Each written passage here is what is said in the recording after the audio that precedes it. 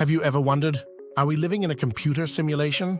Today, we embark on a journey into the heart of the simulation argument, a concept that challenges our very existence. Stick around as we explore 3 thought-provoking possibilities, a world of advanced civilizations, and the intriguing principle of bland indifference. This is the great simulation debate, unraveling the mysteries of our reality.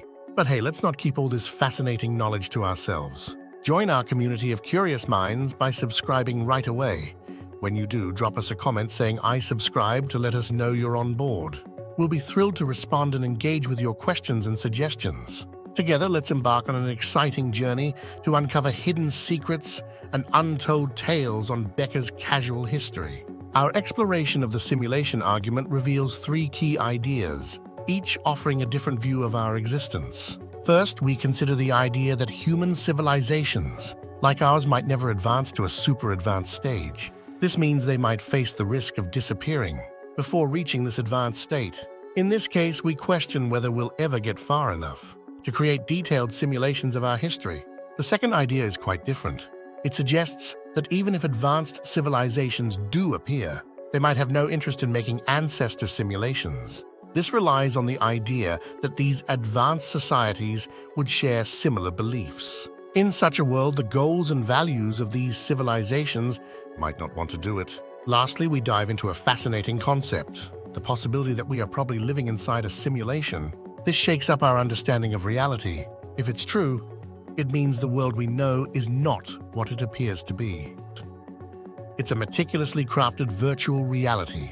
In this scenario, our lives and experiences are just a small part of a much bigger, more complex reality that exists at a deeper level. These 3 ideas are at the heart of the simulation argument. Now imagine a future where human civilizations have evolved into advanced post-human societies.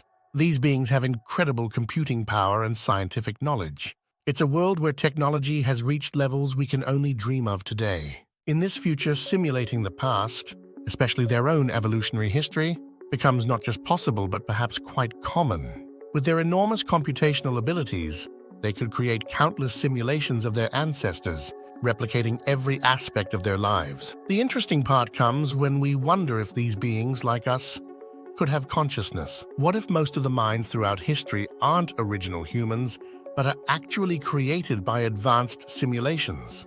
This idea changes how we see ourselves. Instead of being the first humans creating ancestor simulations, we might be among the simulated minds, part of a complex crafted story. This is the core of the simulation argument. But first, let's check out the technology of these advanced civilizations that can run detailed simulations. In the future, they could use the computing power of planets and celestial bodies. Their abilities are so vast that it's hard to imagine. Even if we consider existing technologies like nanotechnology, it's a level of computing that's tricky to understand. Simulating a human mind needs a massive amount of computing power. Various estimates give us an idea. To create an accurate simulation of the brain, you'd need operations at an astronomical scale every second. If we want to simulate every tiny detail, those numbers get even bigger. Simulating the entire universe to the quantum level might seem impossible unless they discover new physics. But for a convincing human experience, you need less. The focus is mainly on making sure simulated humans don't notice anything odd. They don't have to copy every tiny detail, just what they can see. When it comes to simulating human history, we can't give an exact cost. But rough estimates give us an idea of how big it is. Even if our guesses aren't exact, it doesn't change the main idea. These advanced post-human societies have more computing power than we can understand. Even if they use just some of it for ancestor simulations, they can run a huge number. This leads to a big question. If they can run so many simulations and want to, what does it mean for our reality?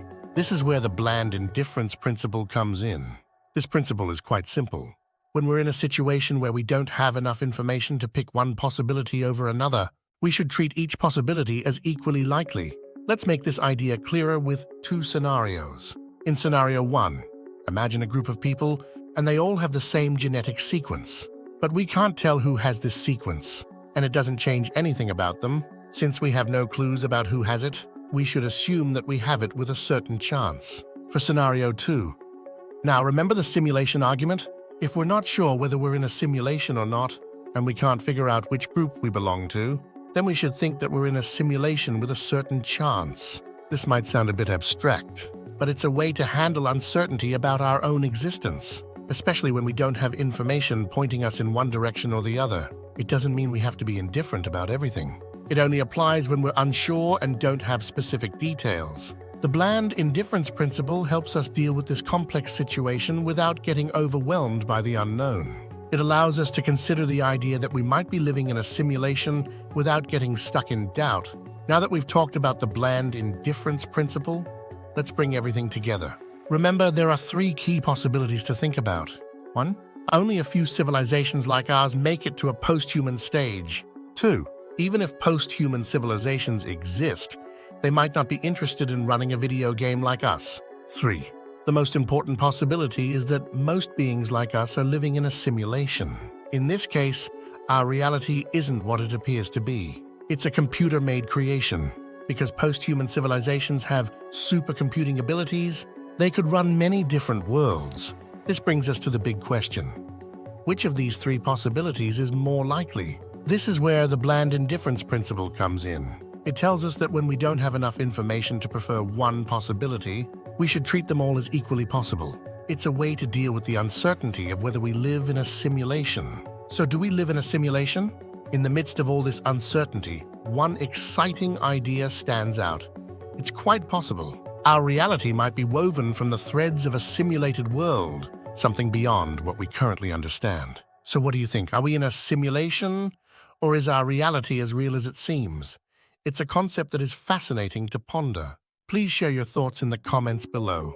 And if you've enjoyed this exploration into the uncharted territories of history and the unexplainable, don't forget to like and subscribe to Becca's Casual History for more mind-bending stories and intriguing mysteries. Thanks for joining us.